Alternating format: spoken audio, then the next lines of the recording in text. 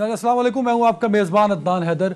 पाकिस्तान वो धरती है जहां के लोगों ने बड़ी बहादुरी से दहशतगर्दी का मुकाबला किया। शायद ही हम में से कोई ऐसा शख्स हो पाकिस्तान में रहता हुआ जिसके कानों ने दहशतगर्दी के वाक़यात में होने वाले धमाकों की गूंज न सुनी हो, जिसकी आंखों ने दहशतगर्दी से शहीद होने वाले मासूम पाकिस्तानियों के खून को अपनी आंखों से ना देखा हो।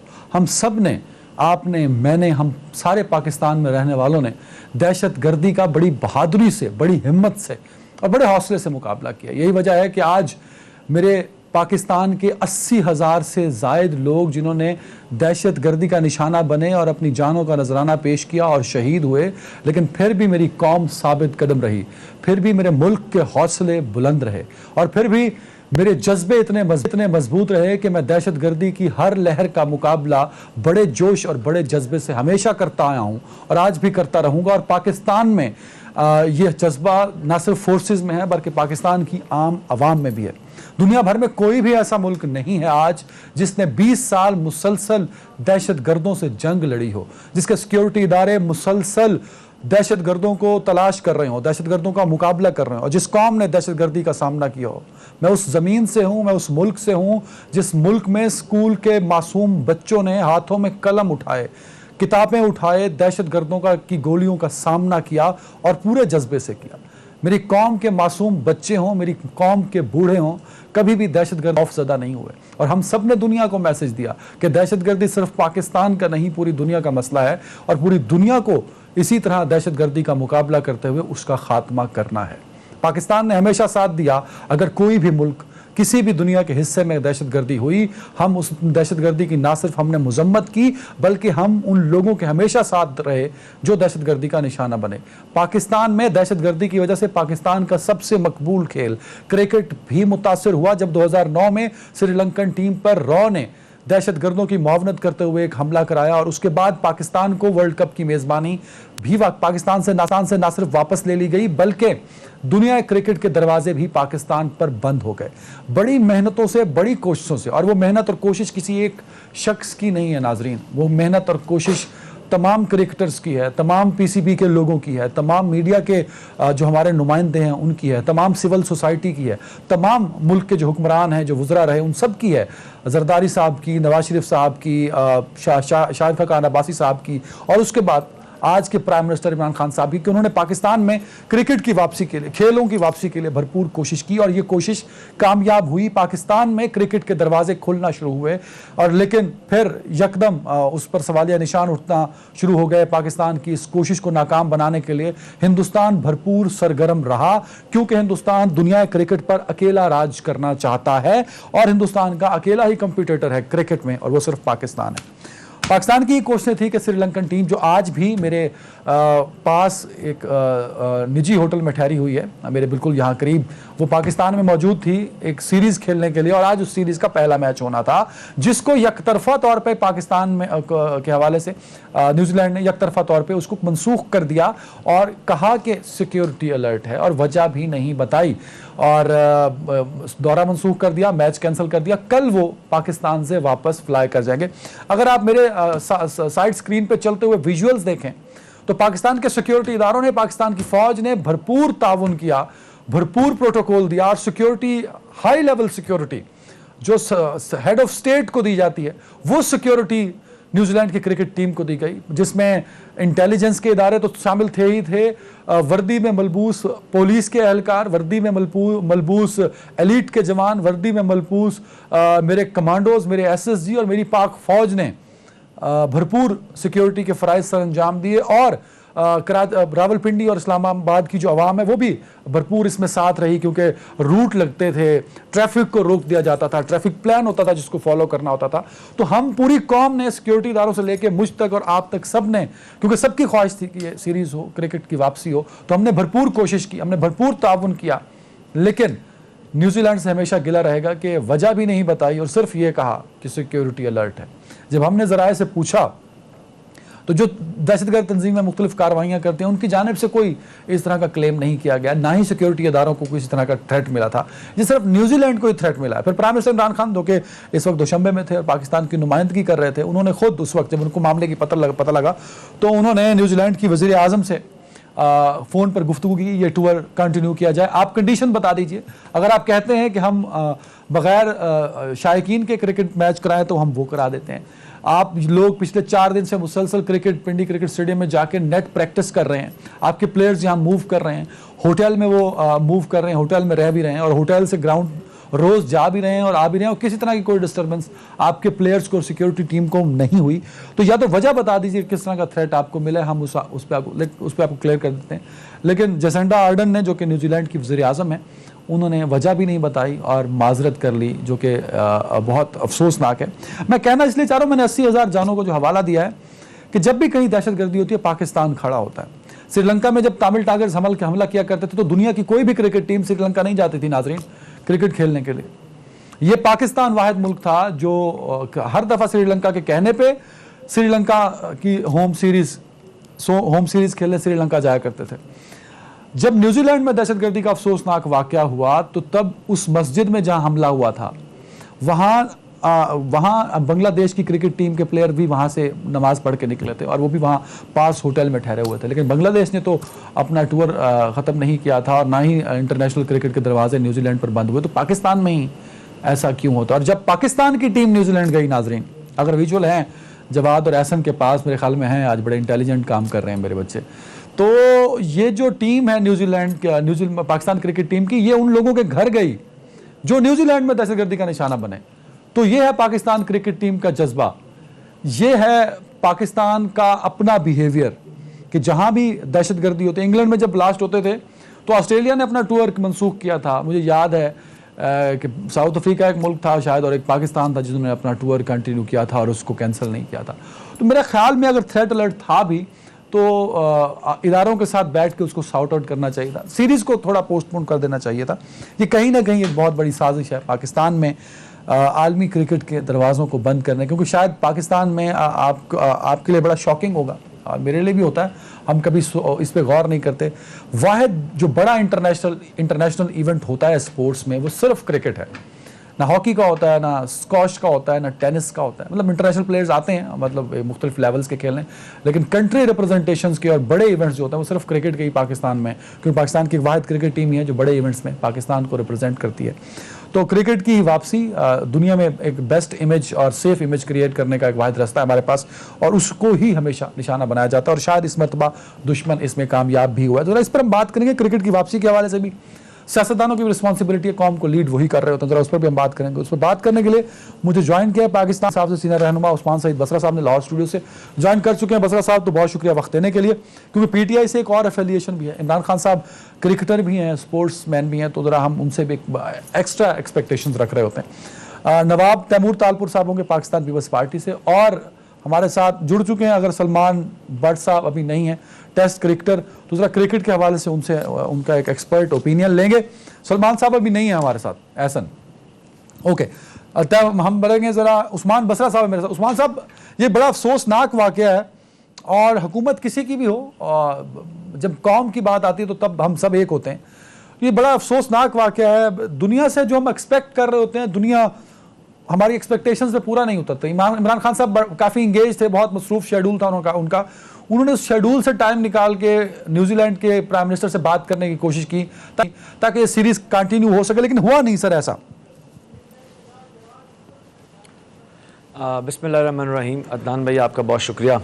आपने एक अपने इंट्रो के अंदर पाकिस्तानियत का जो एक पूरा केस है हमारे पाकिस्तान का, वो बड़ी मुफस्सल तरीके से रख दिया है और उसमें मैं कुछ ज़्यादा ऐड भी अब नहीं कर पाऊँगा। बड़ा ज़बरदस्त आपने हमारा केस पाकिस्तान का रखा है। देखिए, आज जो भरम टूटा है ना जी, वो हमारा पाकिस्तानियों का नहीं टूटा, हमारे वकार पे कोई आंच नहीं आई है।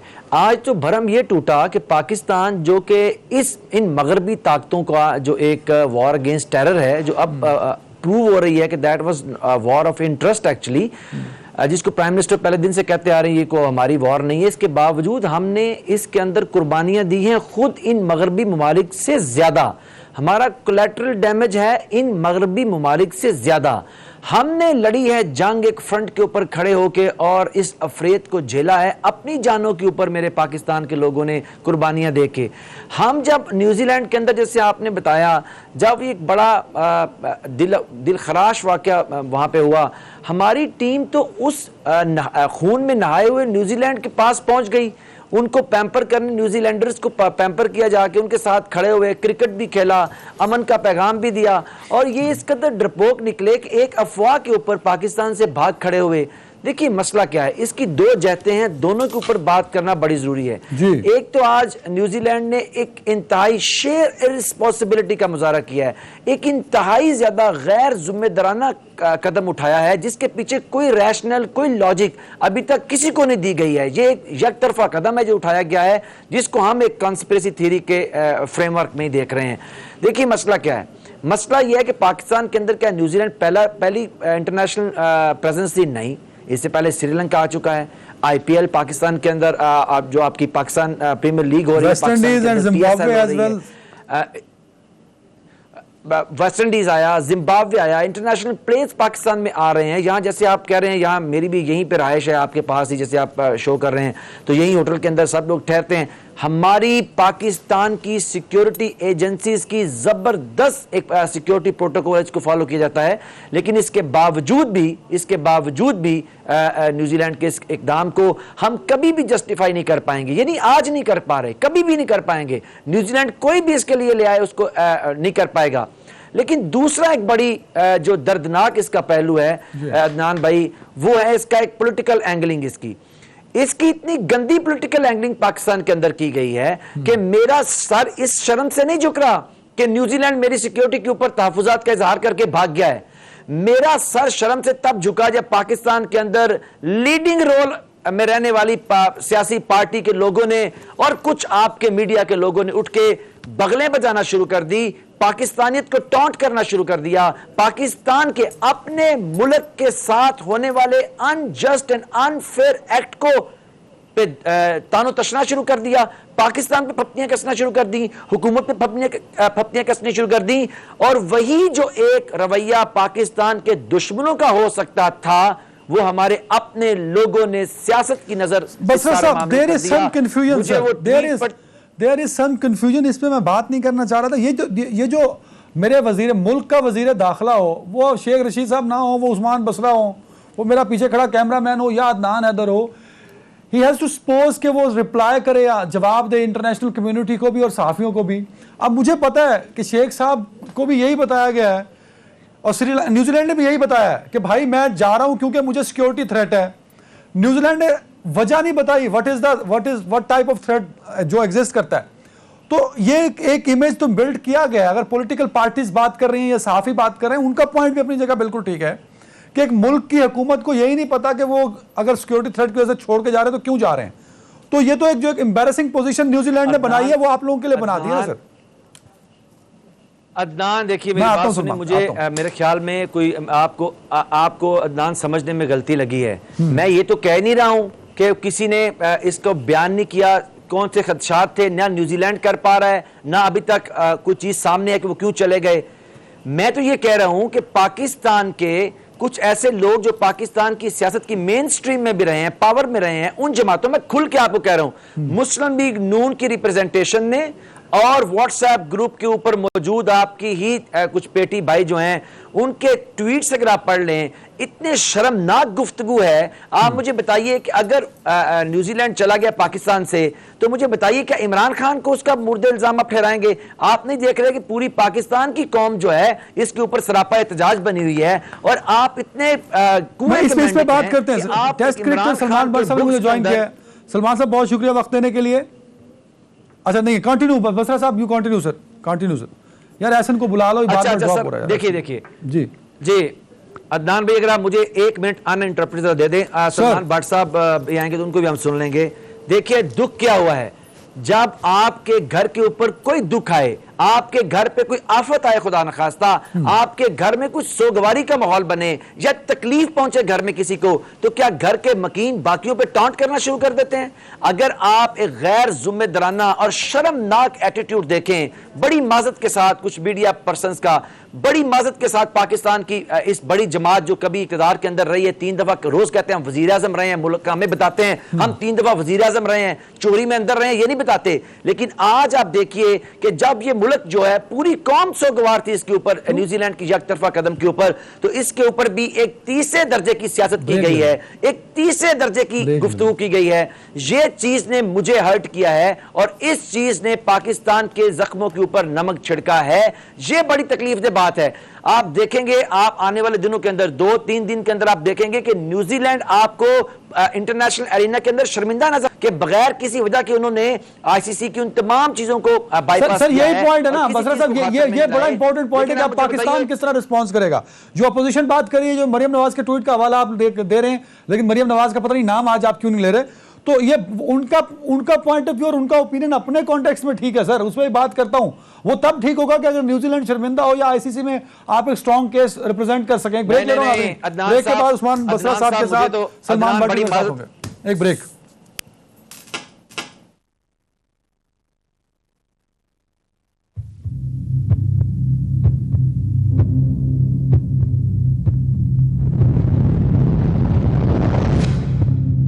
मेरे पास काफ़ी ट्वीट्स हैं जिसमें यह लिखा गया है कि Pakistan is the safest country, और वो लिखते हैं कि हमने कई ममालिक में सफ़र भी किया, लेकिन अफसोसनाक बात यह है कि पाकिस्तान को कभी भी दुनिया भर ने रिस्पॉन्स नहीं दिया। मैं आज भी ये क्लेम कर सकता हूँ कि 80,000 पाकिस्तानियों ने दहशत गर्दी में अपनी जान गंवाई, दहशत गर्दों का सामना किया।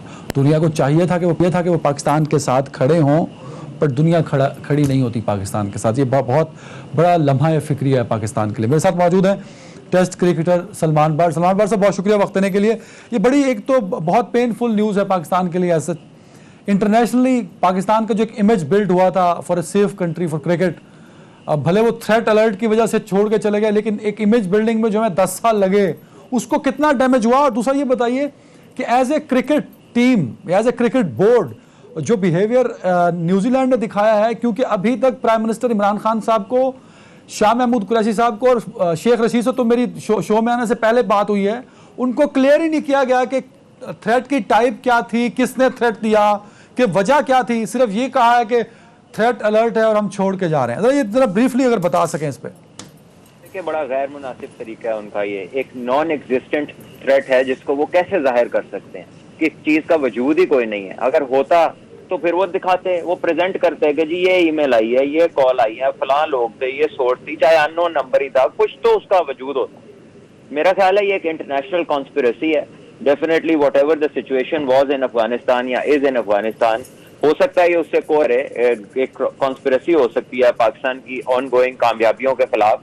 और इसमें कोई दो राय नहीं है, बिकॉज हमारी सिक्योरिटी एजेंसीज ने जिस तरह स्मूथली पिछले 4-5 साल में क्रिकेट करवाई है और एनवायरनमेंट इतना सेफ बनाया है पाकिस्तान पूरे का, उसकी मिसाल दुनिया में नहीं मिलती। किसी मुल्क ने इतनी जल्दी अपने इस तरह के एडवर्स हालात पे काबू नहीं पाया।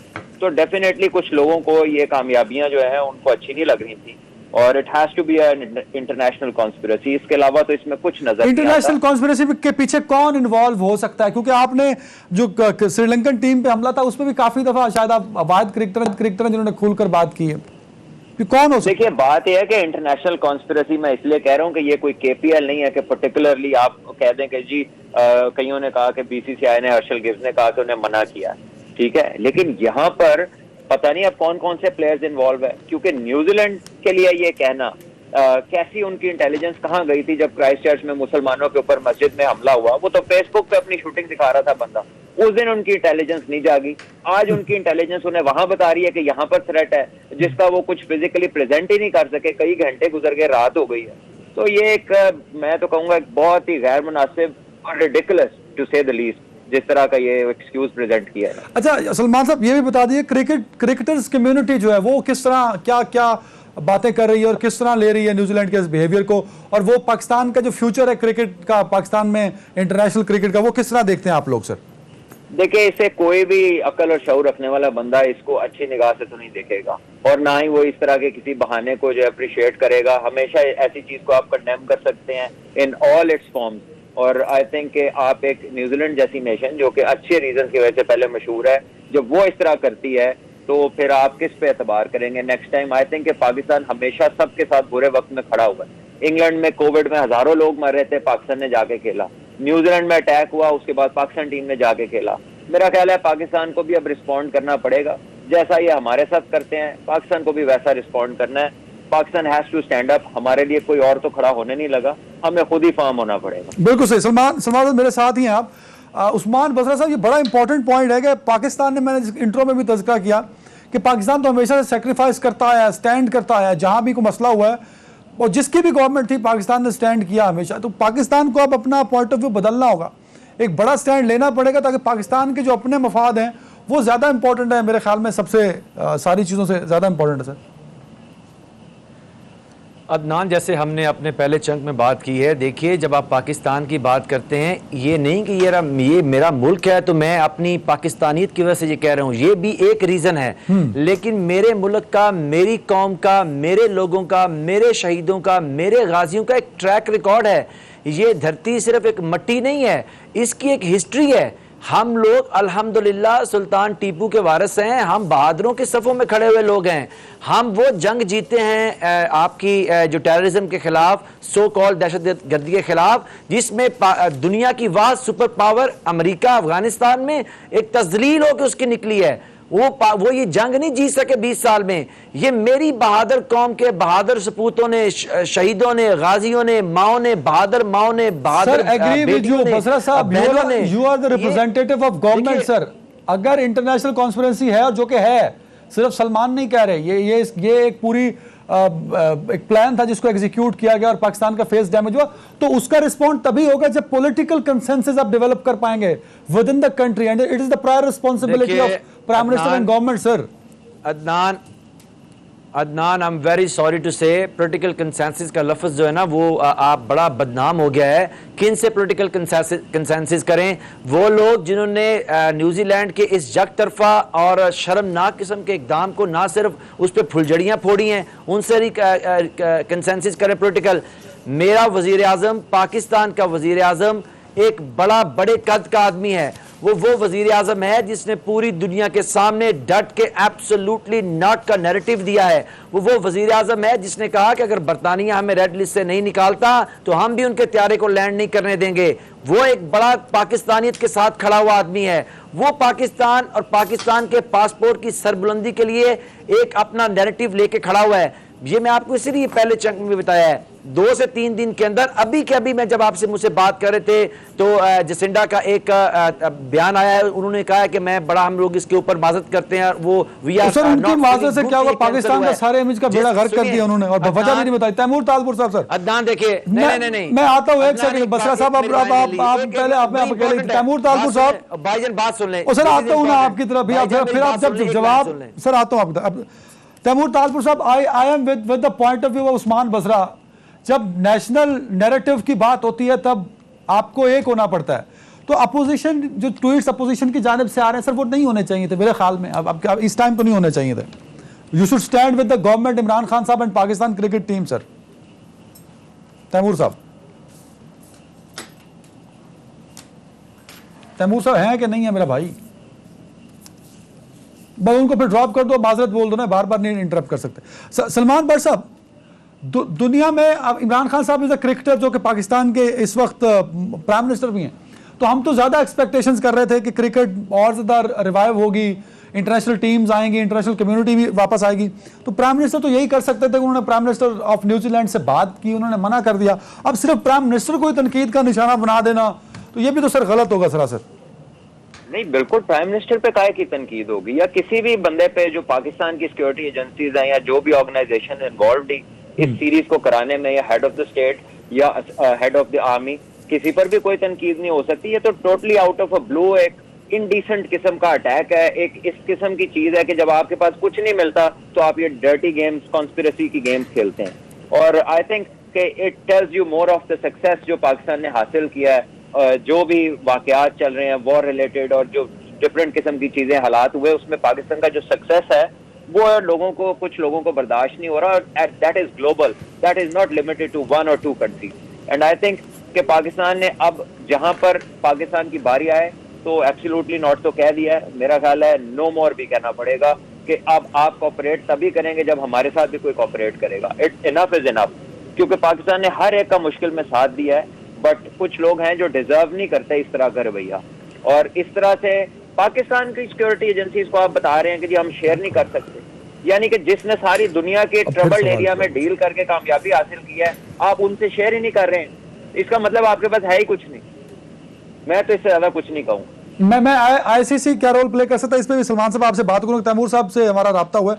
तैमूर साहब बहुत शुक्रिया सर। मेरा बात था कि मुल्क के अंदर एक पॉलिटिकल कंसेंसस डेवलप होना चाहिए, अपोजिशन क्यों नहीं कर पा रही, क्यों इस इवेंट को लेके जो बड़ा अफसोसनाक है, नहीं होना चाहिए था, उस पर भी सियासत की जा रही है। बसरा साहब ऐसे कह रहे हैं ज्यादा।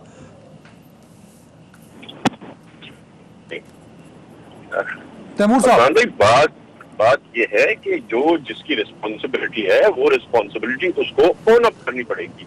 अगर सिक्योरिटी इश्यूज आज है तो वो गवर्नमेंट की नाअहली है, उनको वो कवर अप करने चाहिए। अगर आज दुनिया से पाकिस्तान जो है आइसोलेट हो रहा है तो वो इमरान खान न्याजी की पॉलिसीज की वजह से हो रहा है।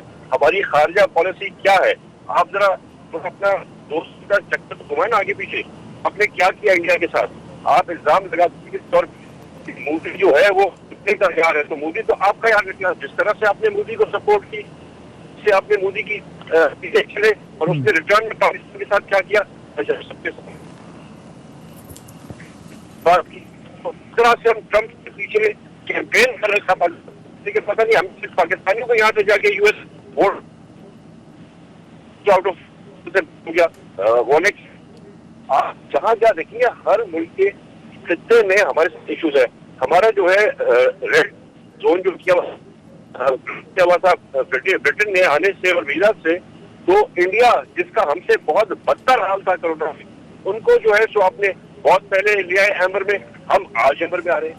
तो चीजें आप देखनी पड़ेंगी।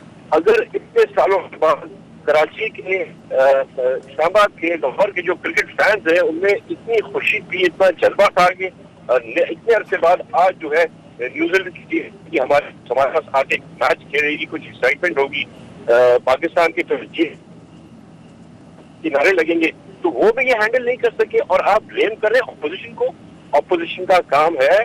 तैमूर साहब ये भी क्या हैंडल करते सर, न्यूजीलैंड ने यकतरफा तौर पे सीरीज कैंसिल कर दी। तैमूर साहब तो फिर ये आके उससे पहले के लोगों ने न्यूजीलैंड आके यहाँ पे बैठते साथ अपने सर जोड़ते। एक ब्रेक ले रहा हूँ यार, ब्रेक ले लो यार।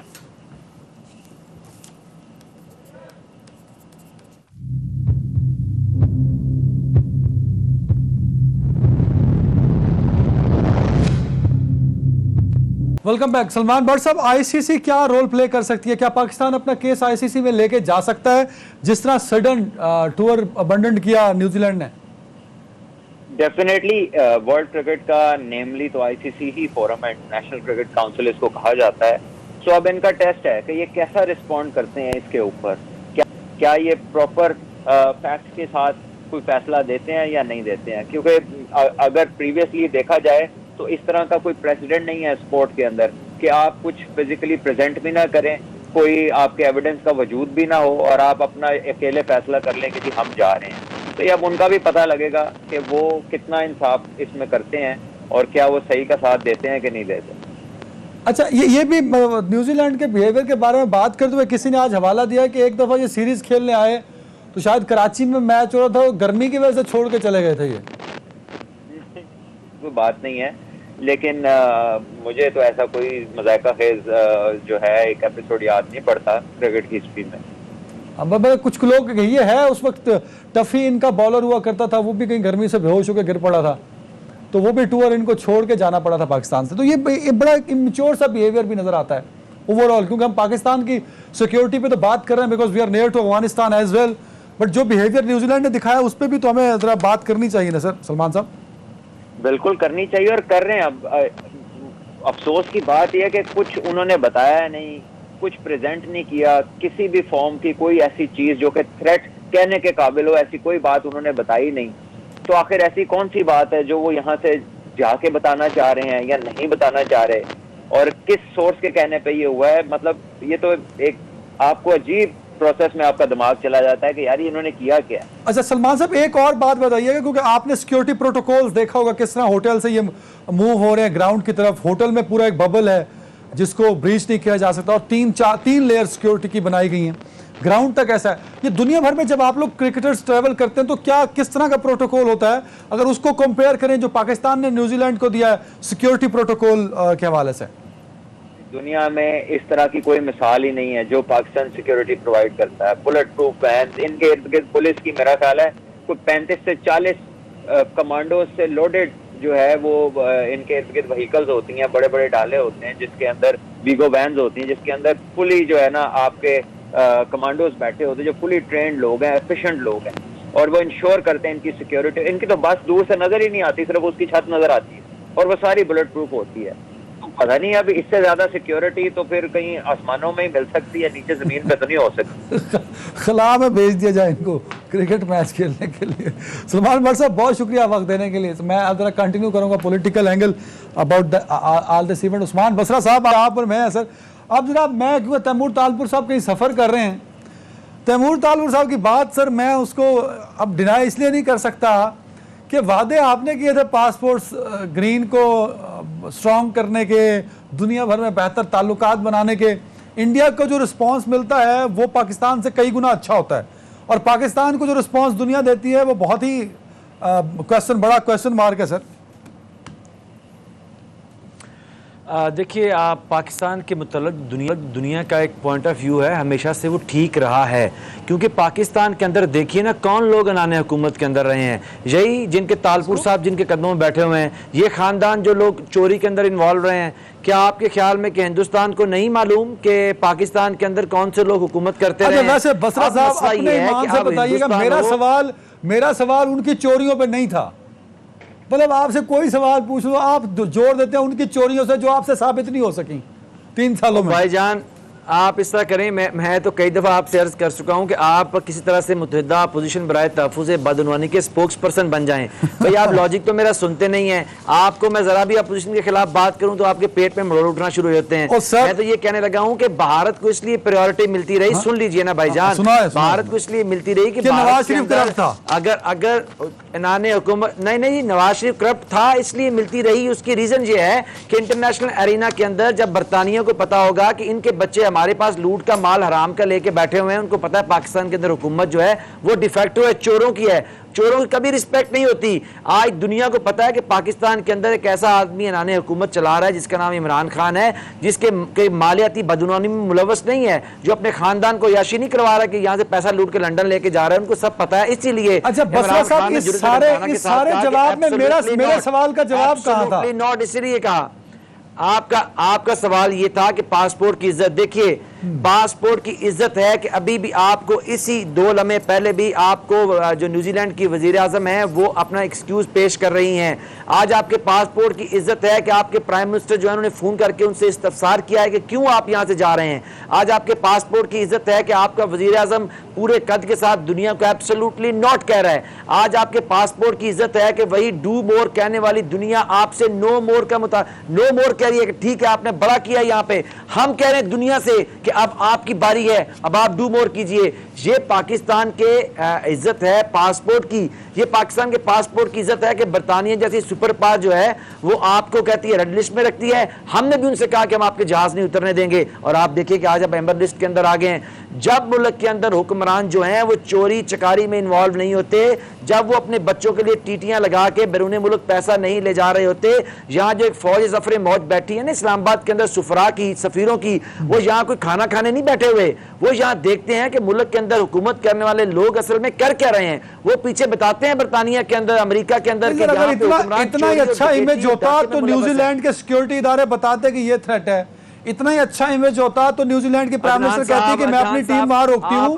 और मैं आपको मेरा सवाल तो सुन लेना सर, सुन लेना, मेरा बात भी सुन लें। आपको मैंने नहीं इंटरप्ट लगे किया। मुझे आप, अगर इतना हुसैन अच्छा शरीफ आपका लगे मुझे आप, बिल्कुल मरियम के भाई लग रहे हैं मुझे आप, मरियम के भाई लग रहे हैं। और खुदा के बंदे आपकी सिक्योरिटी क्लियरेंस थी तो तभी वो टीम लेके यहाँ पे आए ना, हुसैन नवाज के स्पोक्स पर्सन भाई, वो इसलिए यहाँ पे आए ना कि हम हमारे सर बात इदारों सुने, की सिक्योरिटी मैं जो बेहतर थी। सच होता है वो सच बोलता हूँ, इसीलिए आए आप यहाँ पे। सच ना सुने तो अलग बात है। अच्छा सच ये है कि पाकिस्तान को रेड लिस्ट में डाला, पाकिस्तान को रेड लिस्ट में बरतानिया में डाला, इसलिए डाला कि नवाज शरीफ साहब या जरदारी साहब को आप चोर कहते हैं।